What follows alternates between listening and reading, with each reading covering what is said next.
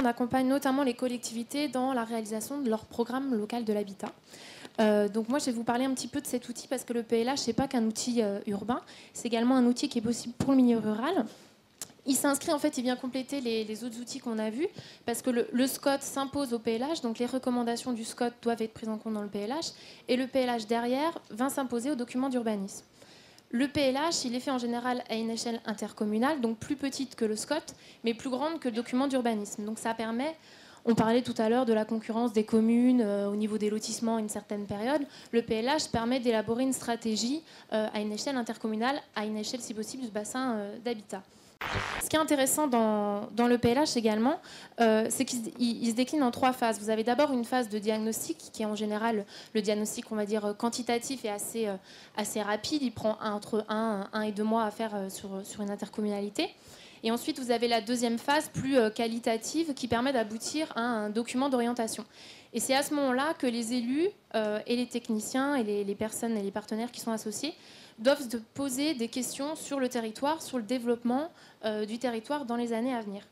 Rien que pour maintenir la population en place, il faut avoir un programme de l'habitat parce que les jeunes, votre fils, votre petit-fils qui habite sur le territoire, s'il veut pouvoir rester sur le territoire, il faut qu'il ait un logement.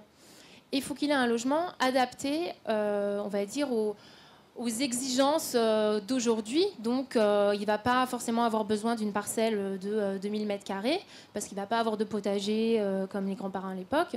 Mais par contre, il ne va pas vouloir d'une maison sur laquelle le confort thermique n'est pas suffisant. Donc il faut pouvoir adapter une stratégie pour répondre aux besoins des habitants qui sont en place. Ça passe également, par exemple, pour les personnes âgées vieillissantes. Est-ce que vous voulez que vos personnes âgées aillent passer la dernière partie de leur vie sur un autre territoire, ou est-ce que vous voulez les garder sur votre territoire? À ce moment-là, il faut qu'il y ait une offre de logement adaptée pour ce public-là également.